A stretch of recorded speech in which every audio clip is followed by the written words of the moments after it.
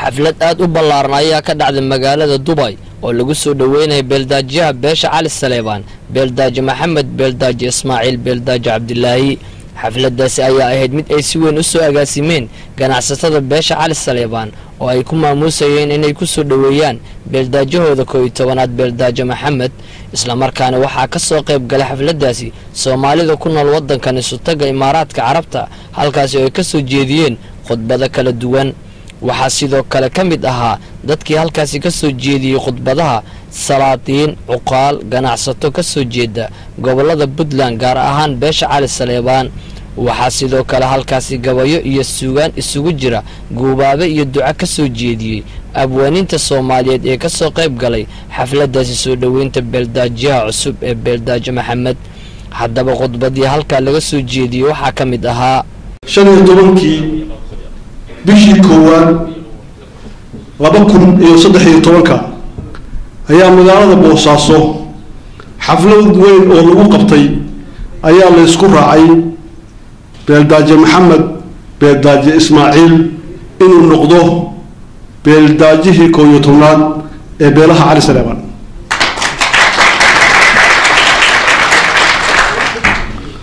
taas oo aan lahayn tafaraar, taas oo lagu mideysnaa, taas oo ay maalin taariikhiya, taas oo ah dukumeenti qoran iyo codad duuban. marka sidaa darteed ma aha hadda wax cusub oo caawi bilaamaya ee waxa weeye arrin sidaa u soo socotay. beeldaaji Maxamed, beeldaaji Ismaaciil wuxuu ku dhashay magaalada dekeda leh ee Kismaayo ee gobolka Jubbada Hoose 1993 bishii Maaj. balan iyo sanaad iyo intii barigu sii jeeda buu hodle cayn iyo ilaa beledka la qaan bartamaha garowge iyo intii mid ugu baalayso buurihii qandala iyo ilaa beledka dhacdaana bartamaha jeclay dhammaan daawadiga محمد وعرنك كوسري وعجيب عشادي ما قدرت يبها عافي ما ظهراي عشادي ما قدرت يبها عافي ما ظهراي سيدي عبد الله ماذا قال له عوين. ugu dambeyntii waxaa halkaasi khudbad ka soo jeediyay beeldaajiyaha beesha Cali Saleebaan, beeldaaji Maxamed, beeldaaji Ismaaciil, beeldaaji Cabdilaahi, isagoo si weyn ugu mahad celiyay soo dhaweynta qiimaha badan leh ee loo sameeyay. hadaladiisina waxaa ka mid ahaa madaxda sharafta leh, salaadiinta, ardayda, ganacsatada iyo siyaasiyiinta, maamooyinka iyo marwooyinka dhammaantiin waxaan ku salaamayaa salaamta. assalaamu calaykum waraxmatullaahi wabarakaatuh. marka xigta runtii farxad weyn bay noo tahay sidaan ugu soo dhaweyseen magaalada Dubai oo ah isku xirka ama America loo maro Africa oo dhan iyo meesha kaliya Ilaahay subxaanahu wa ta'aala risaaqada uu soo mariyo baan filayaa haddii aan dambaabeen wadanka Soomaaliya. runtii taas waxa weeye lama ilaawan bay noo tahay dee magaalo waa madal inta joogtana waa marag Ilaahay waxa ka tiirsan ugu soo dhaweyseen oo ma taqaan noo sharafteen madashan Dubai. taasna waxa weeye kaga mahadnaqaynaa.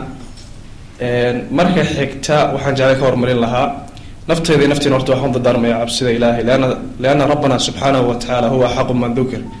meel kastoo la isku yimaado iyo markastoo la kala tago waxaa muhiim ah cabsida Eebbe subhanahu wa ta'ala in la isku xuso. marka saddexaad waxaan jeclaystay inaan u mahadnaqo guddiga soo qaban qaabay xafladan iyagoo mashquulsana oo ganacsatayaal ah ama dad waayeel ah oo u soo jeeday oo soo dhabaraaday xafladan qiimaha iyo maamuuska leh inay hirgeliyaan. guddigaasna waxa weeye mahad gaar ah u leeyahay laana ma la yashkur naas la yashkur Allah subhanahu wa ta'ala.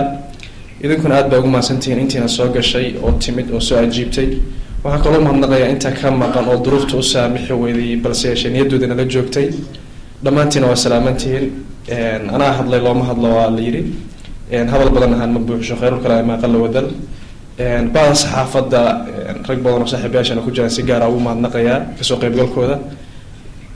waxaan idinku salaamay salaanta islaamka. assalaamu calaykum waraxmatullaahi wabarakaatuh. tahay waxaa halkaasi ku soo gabagabay xaflad ballaaran oo lagu soo dhaweynayay beeldaaji Maxamed, beeldaaji Ismaaciil oo ka dhacday wadankan Isutaga Imaaraadka Carabta. xafladan oo ka soo qayb galeen dad aad u fara badan ayaa ku soo dhamaatay jawi aad u wanaagsan.